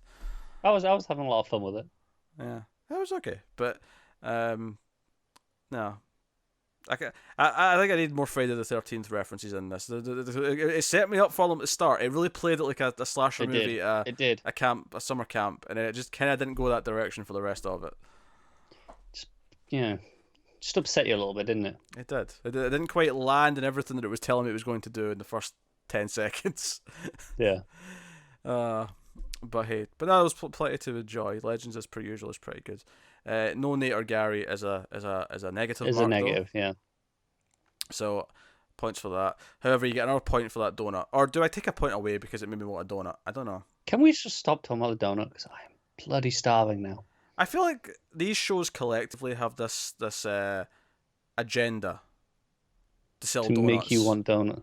Yeah, they've got to deal with someone, right? Yeah. I'm almost surprised there's not like Dunkin' Donuts logos every time they have a donut. But hey, It must be Dunkin' if Donuts. Supergirl's doing Bebo references, then Legends has to do donut references. That's just the rule. No, that is the rules. You got to swap your things. Exactly. Yeah. But no, Legends, as per usual, was pretty fun. So, looking forward to Nora being back. Nora is a regular this year, I believe. I think so, yeah. So it's kind of weird, actually, that it's taken till episode... I mean, I suppose we got to see her this episode, so I guess technically it's this one she's back in, but it'll be next episode before she's properly... Yeah, and we had that vision of her with the unicorn, Oh, right? that's true.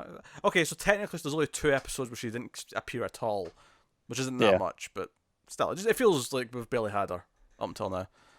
It does. But no, I think she'll add, because obviously I think the team felt really small for a couple of episodes because Nate was staying back at Time Bureau. Obviously Amaya had been gone, but now we have Charlie. We're probably getting Nora on team. Is starting to fill the ranks out a bit more. It felt particularly small this episode where you only had 4 of them out in the field. Right? Yeah. Everyone else was just back at home or just on the ship. Like, it felt really small. Which is fine if they want to do smaller, pods of teams. But it's nice that we'll have a couple of characters back again. So no, good. That'll take us on to the Flash issue. Season 5, Episode 5 is called All Dolled Up. We do a comic book podcast, by the way, called Comics from the Multiverse, where we do talk about comic issues, which is, including the Flash. Including the Flash, which is literally one of the book titles. So, that wasn't that weird a slip. But, yeah. So, All Dolled Up, we had Ragman on this episode. Ragman? Ragdoll. Sorry. Ragdoll, yeah. Yeah. I say. Doesn't sound right. Again, slip. Ragdoll. Hence the title, All Dolled Up. Who is probably the best part of this episode. I thought he looked cool. Had a cool presence. I thought he did at first, and the more I saw of him, the weaker he got. I like how he looked. I didn't like when he talked. Talking was not his strong suit, but when he was being creepy and in the background and appearing from places and stuff, I almost wish they focused more on the plot with him. It almost felt like the episode was evenly distributed between this and the subplot, and therefore it wasn't as... I didn't really like this episode that much. Do you know what? This episode started off and set me in the wrong foot with the Nora stuff at the start. Yeah. It felt like a rehash of what we'd already done. Her being like, "Oh, I'm mad at Iris. I hate Iris." It felt... I was getting flashbacks to how we felt with Ralph last season of just going through the same thing every episode. Yeah. And I felt that here. I will say, though, in a positive light, that it seems to be done by the end of this one. Now, and the reason why I won't say it's the same thing as Ralph yet is because the problem with Ralph is that it felt like it was done at the end of every episode and then kept coming back. Whereas, to its credit, the Nora stuff wasn't done. They left in a bad place last episode. They did, but it just the way it was done, it was just clunky, right? And it just felt like, oh, this again. Do you know what's weird is I didn't like this episode outside of the Ragdoll stuff up until some stuff towards the end where I felt it got a little bit better. There was a few things at the end that clicked for me a little bit more. The one thing I did like a little bit at the start actually is there's this heist that's happened. I like Barry being annoyed that they did a robbery at 10 a.m. He's just frustrated, like, oh come on, 10 a.m. Are you serious? What are you doing? But I like that Nora swoops in to be a hero, and she almost gets this old couple killed because the guy's bike that she grabs goes flying into them. And this was another thing where I went, didn't we do this? Didn't we just teach her to be more responsible, like every episode? Yeah, but she never actually learned a lesson, though, right? Did she? But it feels like every time she's like, "Yeah, okay, I'll be more careful. I'll be more aware of my surroundings. That sort of stuff." Every time it feels like that. That's she kind of gets that lesson, and then the next episode she's doing something just reckless again. Yeah, I mean, I don't know. I feel like that never felt like it got solved to me yet. Okay. Like it's an ongoing thing. So when it happened to you at the start, I didn't really... It wasn't necessarily much that I cared that it was happening. It was more that when Barry looked back over at her, the way she was sort of standing with her head down was like a little girl who'd just like smashed something off the table, right? It was like, Dad's mad at me. and it was just the way she was acting. And this could almost be a critique that it was almost too childlike the way she responded to it. But it made me laugh. I thought it was funny. What can I say? Fair enough. Not that that's the thing I was talking about that made me laugh so hard that it was better. Are we going to get to that? We're going to get to that. Do you want to know what that bit is? I do. All right. So eventually, Ragdoll kidnaps Barry. Right? Kind of surprises him, cuffs him. Right? And he's got him on a roof. And now you're thinking I'm going to say the Spider-Man elongated man bit, right? Which wasn't funny in a weird way. It was. It was a strangely nice timing, right? Given Stan Lee's passing this week. Oh sure, yeah. It felt like a weird coincidental timing of here's the Spider-Man reference. Because obviously they didn't. They wrote this a while ago. It's not like of course they knew, but and I'm like, you know what? I'm cool with this. It sets up that he can get around the city quickly. So not as quick as the Flash, obviously, but if they want to, have him just sort of like dangle in future scenes as if he's been doing this. Yeah. It's like, okay, you've established that he can travel around like this. And I'm not going to lie, it did make me laugh when it cut to like Iris on his back and just looking terrified that he's doing this. That she's, flying through the air with him. That was kind of funny, but that's not what I'm talking about still. I am talking about when Ragdoll pushes Barry off the roof and without missing a beat, Iris just dives off the roof to catch him. And I'm like, let Ralph put his arm over, he can stretch. And Iris just dives off the roof, and then what made it even better, not only was the shot of her going over the ledge funny, it cuts to a shot of her going down, and it's like she's like Supergirl, like the way she's sort of like in the right motion, going fast so she gets to Barry, and then she grabs and she's like, I'm gonna get these handcuffs off, and then Barry will be able to run us to safety. Ralph could dive down and then just be a parachute.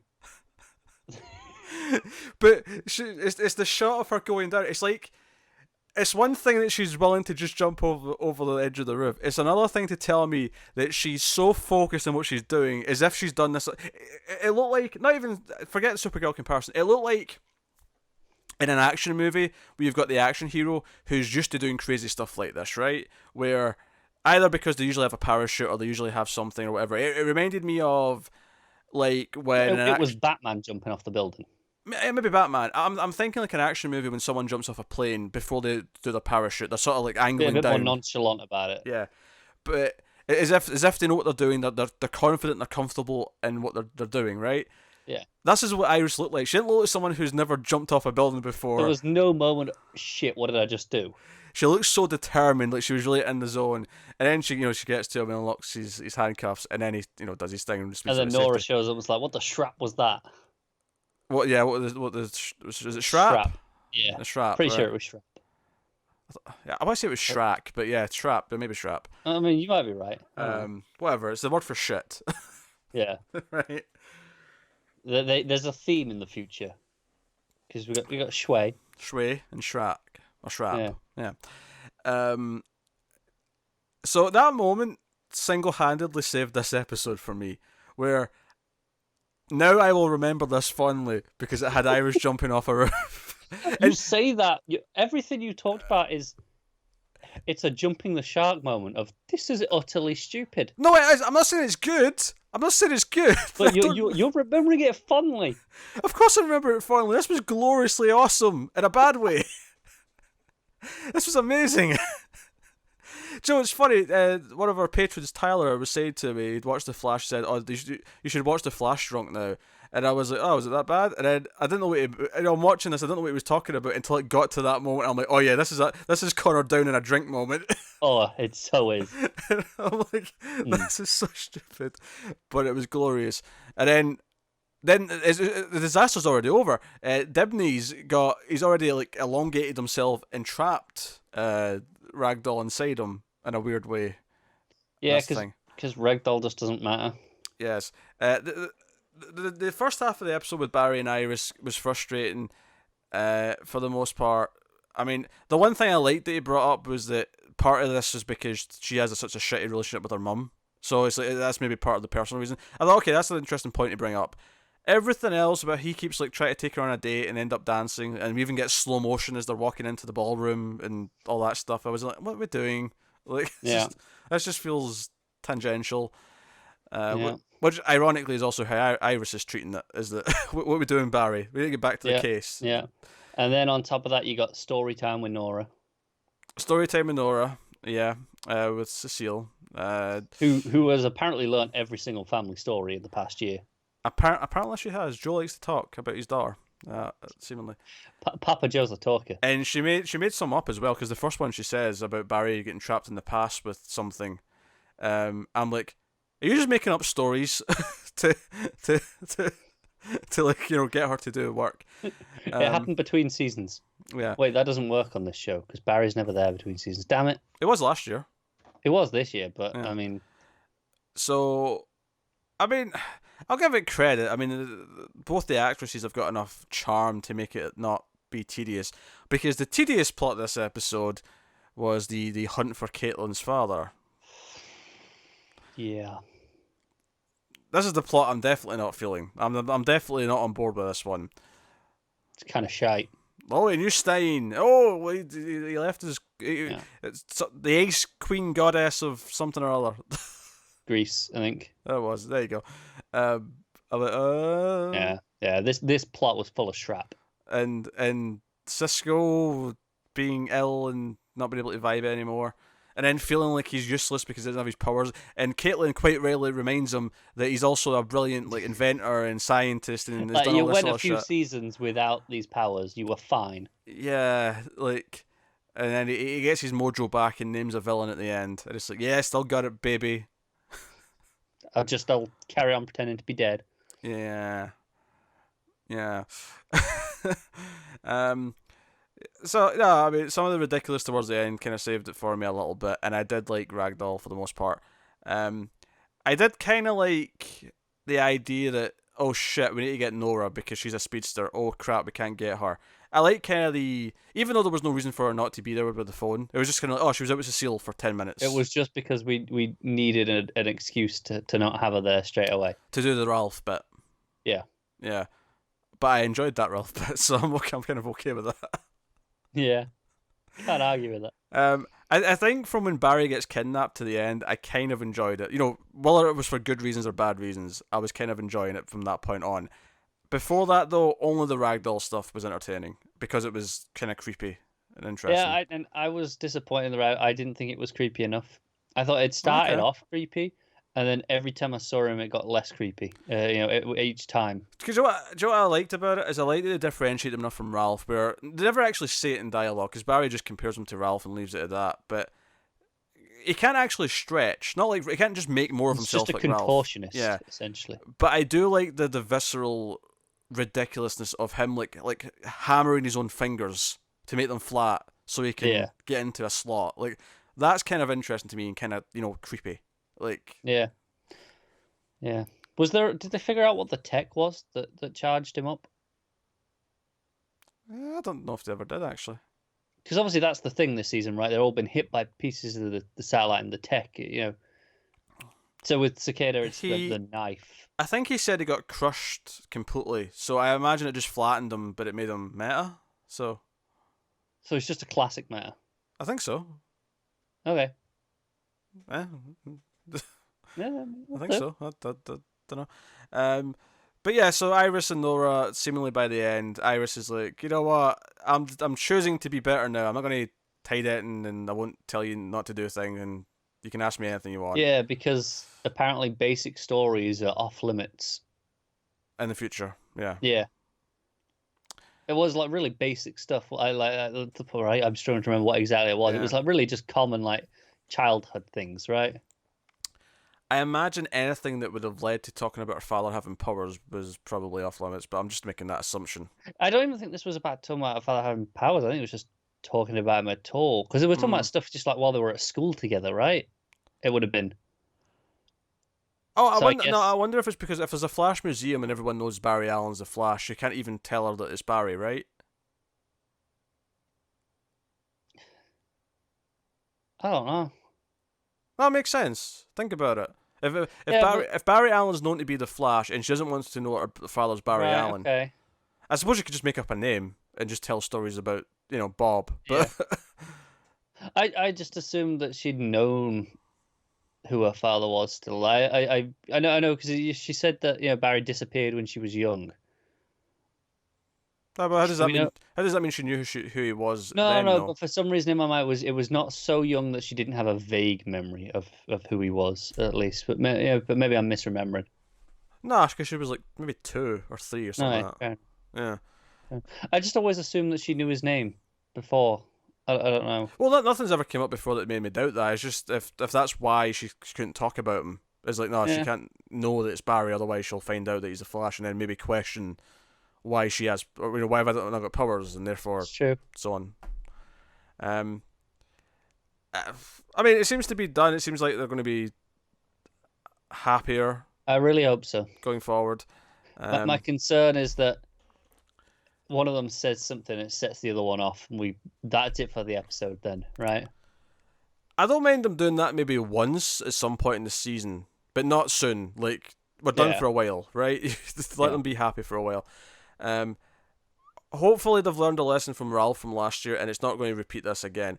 I don't mind them repeating her messing up. Her messing up can kind of be an ongoing thing if they want it to be, as long as it's just not the same, speech every time she messes up. Yeah. Because Okay. at least in this one, they were a lot harsher about it. Like, they got kind of angry with her because she hadn't been shown up to training. It was, she was like she'd been insubordinate, right? It was, so it at least felt like a slight evolution to what it had been doing with that. No, But I'm with you. I hope we're not, because this is the thing. Nora's actually been quite a good addition to the show when it's not been this. When she's just interacting with characters, when she's excited, when she's into things, she's quite charming. She adds to the cast quite a bit. So hopefully, Yeah, I agree.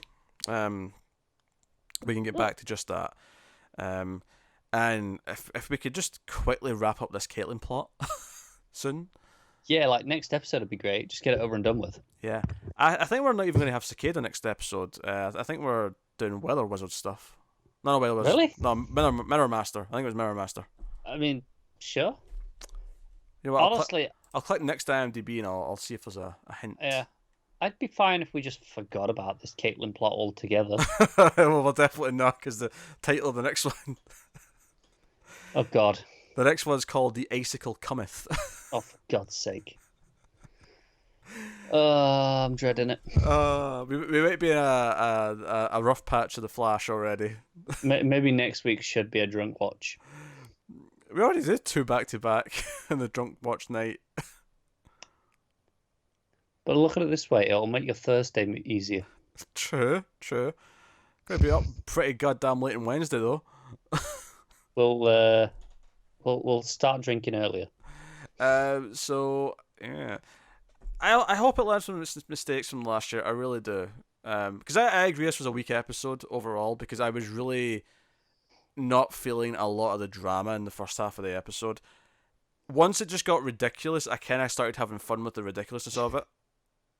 Yeah. But that was well, even the last half. That was like the last third, maybe Last 10 minutes. quarter. Then Yeah. it's a 40-minute show, but yeah. So Yeah, not great. not great, no. So hopefully it can Bounce back soon. I mean, I'll take some rough ones here or there, as long as it doesn't do what it did last year, where it was like, oh no, here, this next 10-episode chunk, terrible. Deal with it. Yeah. Don't do that to me again, please. Please. I really don't want that. Alright, there you go. That's Flash, which means we can go on to the final show of the week, and that is Black Lightning. And I actually double-checked I had the right episode, because I saw Chapter 1 in the title and thought, wait a minute, am I on the right episode? And we are. Now, it turns out that whole book of, I think it was Book of Consequences was the first one, yeah.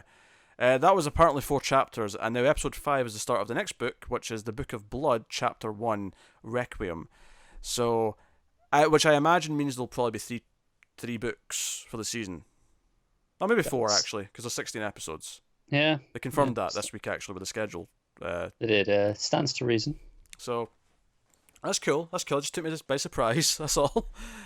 So, obviously, the big thing here is that the episode opens with Gambi seemingly being killed, which, first of all, before I get into the actual serious talk about this, I want to say, first of all, he's got a Nick Fury car, because the car keeps telling Yep. him that he's got like X% of shielding or whatever left. Yeah. And then and it played up like someone's going to try to assassinate him because he's been really nice to this food truck guy. He gets a free bit of fruit. I can't remember what it was, but he gets a free pear or something like that. And then car pulls up and the big minigun comes out and car ends up flipping and blowing up and everything else. And I'm like, whoa, that was that was sudden. It was just last week, I think, that last episode, where I was like, I mean, I can see Gambi dying this season. Yeah. I would have put my money on the end of the season, but I think we said that. So here's the thing, though, right? So Henderson comes by and says, to tell Jefferson the news, and it's not good, obviously, right? And he's like, "Oh, you can't go see him. I'm sorry."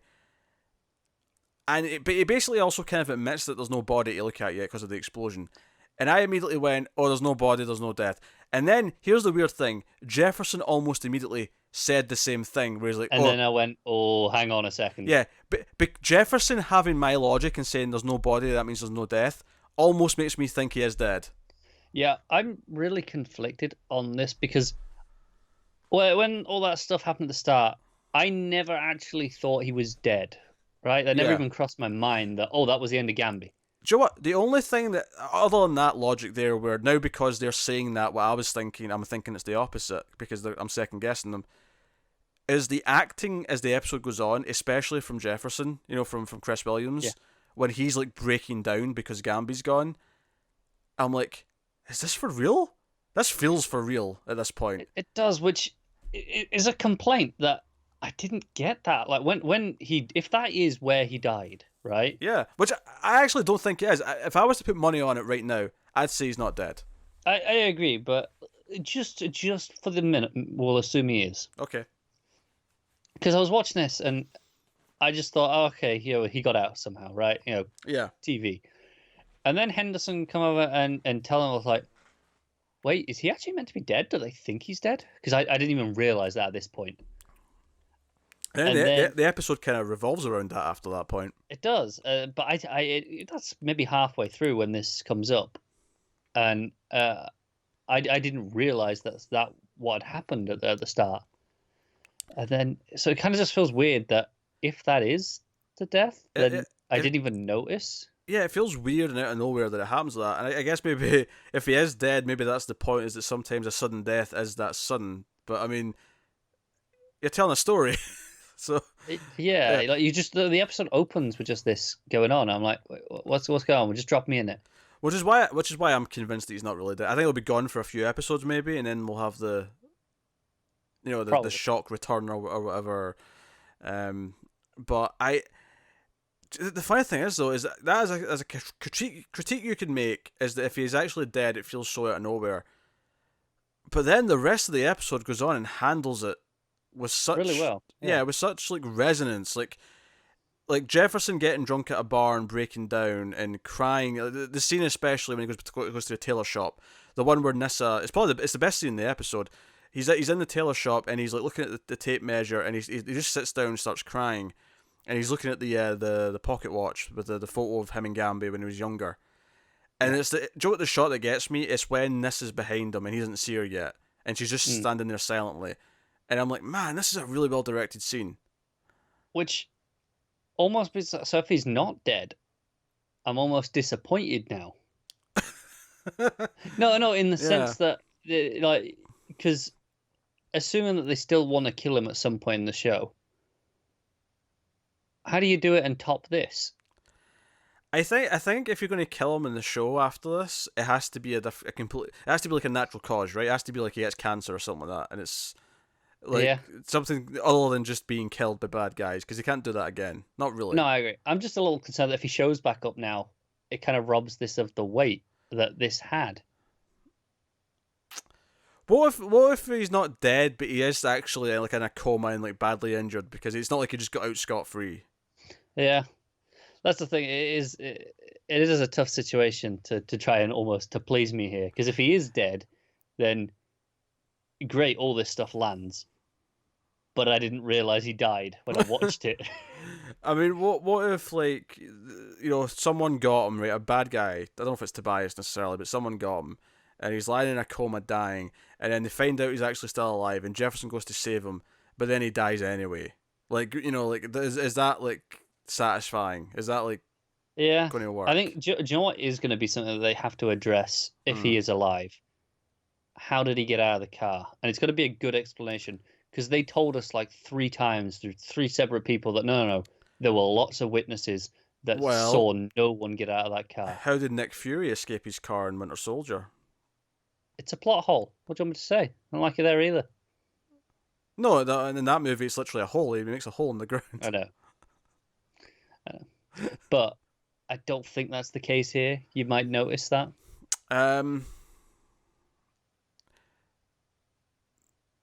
Cloaking tech. He cloaked himself, so no one saw him leave the car. He's Gamby. He's got tricks. We haven't seen any cloaking tech, have we? We haven't, but it wouldn't be that out of the realm of possibility. It wouldn't. I was just debating if it had been established. Yeah. I don't think it has, but I mean, I don't remember seeing any. I could see it. The question is, though, where do they go then? And why is he not coming to Jefferson?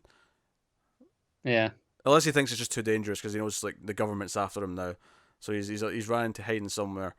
Could be. But like I say, the performances in these scenes were fantastic. The direction. This show definitely has the best direction of the CW shows.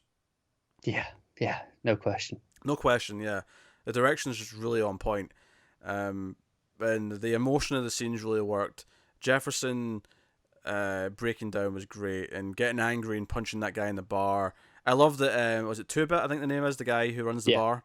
Because we set him up last season because it didn't revolve around him, but he was kind of questioned last season for a major scene. And then I like that he's still around and he's still kind of friends with Jefferson to an extent. I'm okay for returning to this location, every so often when occasion calls for not it. every episode, but here or there. Yeah. So that's cool. As for everyone else, in terms of their plots, obviously they all kind of tie into the death of Gamby as well because they're all affected by it. But they all have kind of their own thing. Nyssa gets a job at the free clinic, and she takes blood pressure. It's like, I'm like, okay, what is actually is her responsibilities here? Is she actually functioning in a medical capacity? That's a fair question. Because the way she sees this couple, she's on her own, it's just them. Is she actually trained in any way in medicine? I'm not sure. She could be. Yeah, I'm not sure. And this guy, the father of the baby, turns up dead, and he's got this really cool liquid metal looking shit that comes out of his body. And I love the cut actually because Henderson's like, that's some freaky ass shit, but obviously they can't say shit, so it cut away right before he said shit. I thought it was funny. And then I think we see more of this later because when she tries to drive to South Freeland to check on the mother, the cop that stops her in the car has like weird shit in his face, and I think it's that liquid metal stuff under his skin. Yeah. And Grace has got weird stuff going on with her skin too. Oh, that's different. That seems to be... It is different. Yeah. Separate and unique to her. And related to her powers, I imagine. I would assume so, yes. Yes, and... Just, lots of weird skin-related ailments this week. And she basically tells Nyssa to piss off after having sex because she's like, you're just here for sex and you don't want to commit. And I feel like they're going to bond a lot when they realise they both have superpowers. Because they're going to be like, oh, we're kind of unique and we understand each other in a way that maybe no one ever has before. And that'll be maybe kind of sweet. But also, Grace is a total movie nerd. She's got movie posters framed on her wall. So yeah, it's cool. I approve. I mean, I'm not the world's biggest Blade Runner fan, but I respect it. It's a good poster. It's an iconic poster, isn't it? It is. So, no, it was cool. Jennifer's pretty much more the same. Khalil's, still talking to her. I thought it was weird how the flashback to like when they met, we saw the start of it last episode was in black and white. I was like, we don't really need this. I have said this. I had this criticism, I'm sure, last season with the black and white thing. Yeah. And you would like, nah, just get over it. Joe, I thought this one was weird. Is because it was like a scene we'd already seen the start of. So it was like you're really emphasizing this as a flashback, but we saw the start of this last week. And maybe you're right. Maybe this happened last season, and you went on a tirade about it, and I thought you were going too far. I don't think it's that big a deal, but it just stuck out to me. I was like, it's kind of weird. No, I distinctly remember being really annoyed by it at one point. So I was like, why is this black and white? It feels kind of just pointless. And you were like, it's fine, just accept it. And I'll accept it. This one just felt a little bit weird to me because it was a continuation of a scene we'd seen before. No, it was weird. Yeah.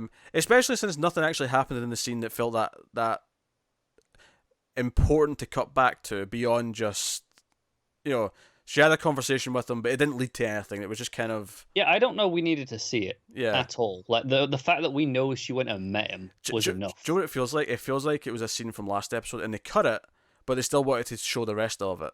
Yeah. That's what it feels like. It does. It feels like the sort of thing we were just supposed to see the rest of it when we actually saw it last time, but for time, last episode, they had to cut it. But hey ho. So that's continuing. Lynn is livid. Yeah. At Crazy Psycho Lady. What was her name again? I keep forgetting Psycho Lady's name.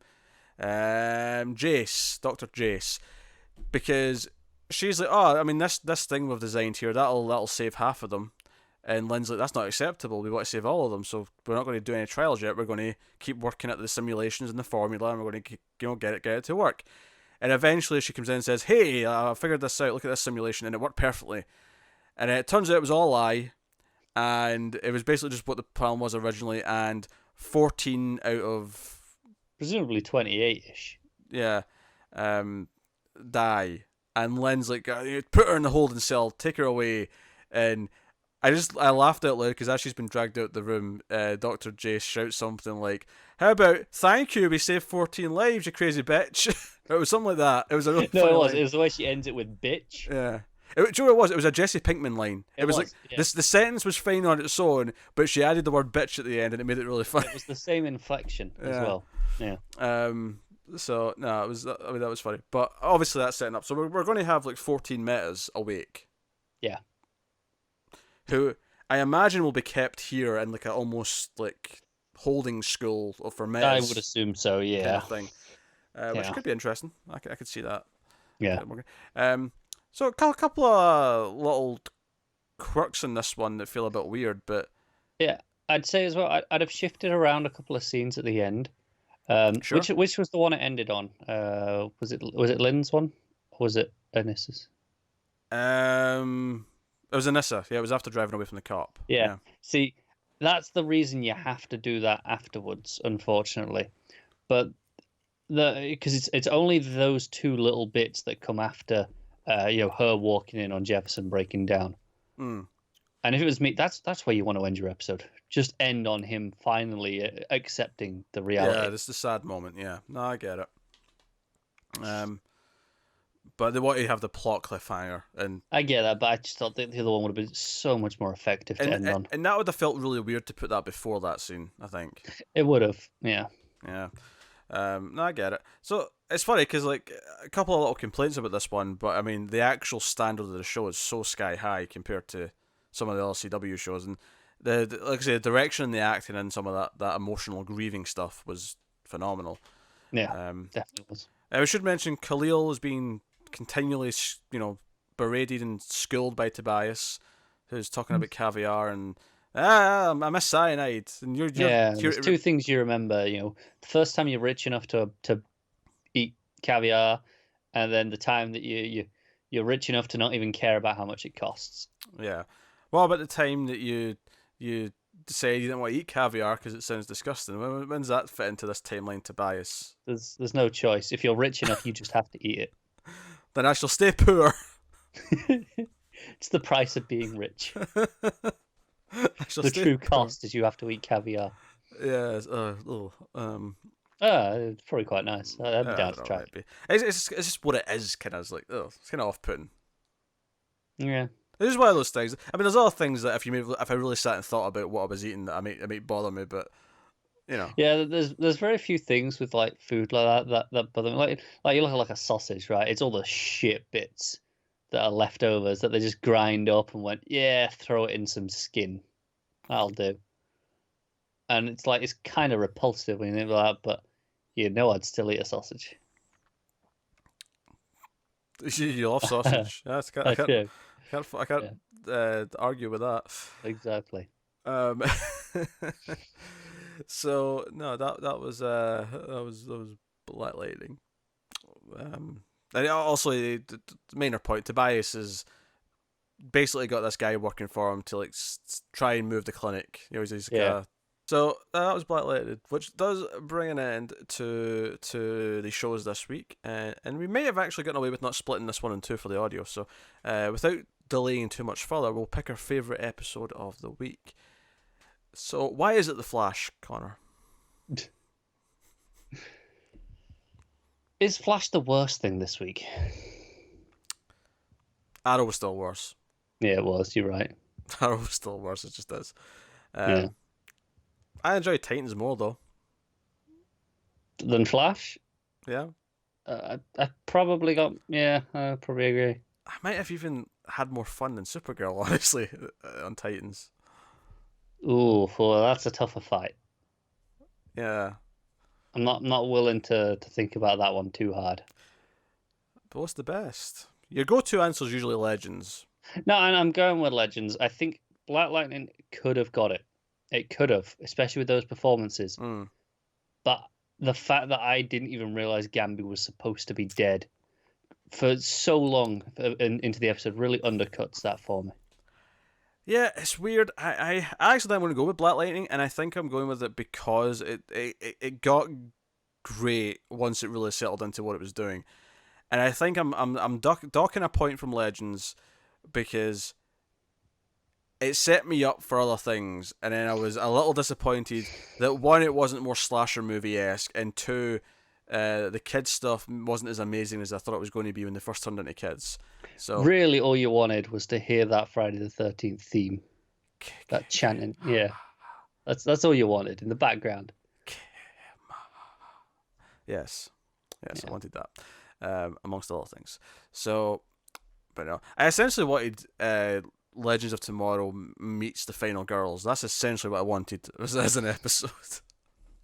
Yeah, I get it. In the future, maybe we'll do a slasher movie at some point later. Oh, I'm sure we will. But for now, we did Swamp Thaaaang, which obviously is the name of this episode of the show, just for the record, right? I'm not naming it anything else. No, you can't. It's just the obvious thing. But that is the show. That is TV from the Multiverse, number 53. By all means, let us know what you thought of all the episodes on the comments. Like and subscribe, all that stuff. If you want to support the show and the channel and everything we do here, head over to patreon.com/mailedfuzztv, and you can do that over there. You can support us for as little as $1 per month. But otherwise, that is us. So thank you once again for watching or listening. We always appreciate it. Keep watching superhero TV shows, and always remember that sometimes we screw things up for the better.